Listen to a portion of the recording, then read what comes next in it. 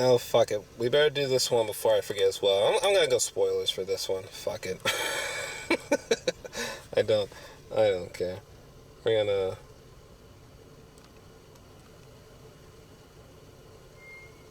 gonna go spoilers for this as well. But anyway, so The King. I almost told. Actually, I'm gonna hold the camera like this. But I actually had a chance to talk about The King, or I had a chance to see The King last night, and if I don't talk about it right now, I am literally just going to keep forgetting about this goddamn film. So let's go ahead and talk about it.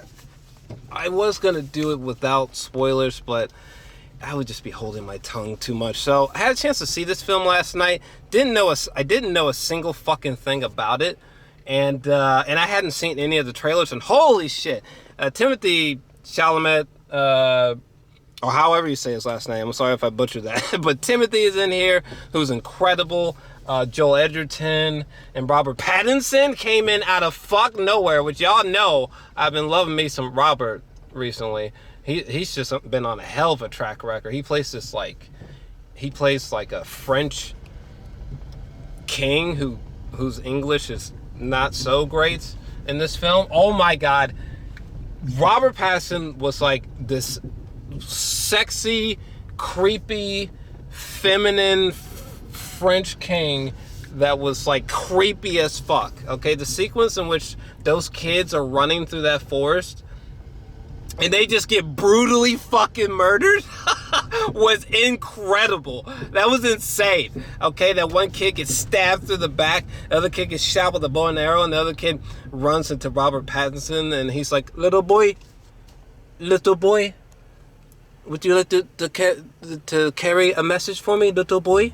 Would you like to carry this message for me? Good boy. And then that sequence, and he's like patting the kid's head. Okay, so the fucking kid goes back to the village holding this little kid, this little boy goes back to the village holding the severed head, the bleeding severed head of another little child. That blew my mind. And there's so many moments like this from this film that just blew me away. I had lower than dirt expectations going into this film, and to be honest with you, I do wish the dialogue was a little bit better, but and I will also say that there's definitely some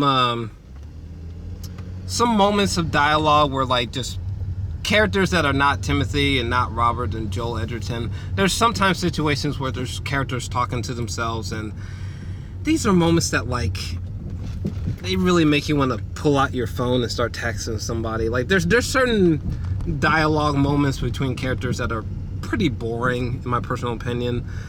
There's pockets of that all over this film, kind of sprinkled all over this film. But outside of that, I gotta be honest with you, this movie fucking rocks, bro. I thought this was like a gothic, badass, just shockingly good movie. The score, I think I just downloaded the score last night, but the score is awesome. Okay, absolutely awesome. The first track on the score is my favorite song from the film. It's the same song that plays when so the actor Timothée, the scene where he's finally being knighted, he has like his shirt off, that sequence, I love that sequence. It gives me goosebumps. It reminds me of the final scene from the first Godfather. It's just like this very dark, brooding man is being like baptized or some shit to become something so much higher than his usual self. He's becoming, King Henry. He's becoming the king, the one true king. He's becoming all powerful. I love that scene. I love it so much. All the scenes with him and Joel Edgerton and Robert Pattinson, I think, are just pure gold. I think Timothée puts in 110% when it comes to this performance. So does Robert, but man, Timothée really committed to his role. His voice, his accent is different. He has such a confidence about him. You know, he genuinely feels just badass. There's a moment where he like to save his brother. You know, he has a duel with this one bowl cut motherfucker at the beginning of the film. You know, the guy that Timothée stabs to death with like a knife, you know. That whole one-on-one duel, the suspense there, oh, amazing. The sequence, you know, the movie opens with a scene done in one shot, which I think is fantastic, of that knight walking across the field, stabbing that person, you know. All of the war sequences in the third act are crazy. Like when Joel Edgerton came up with that plan that involves using the rain and using the mud to get their advantage. Okay, that whole battle sequence is so well done. There's so many wonders, sequences done in one take happening there. All that shit was just so fucking dope. Awesome. Oh, there were so many kills that were just captured fantastically, you know.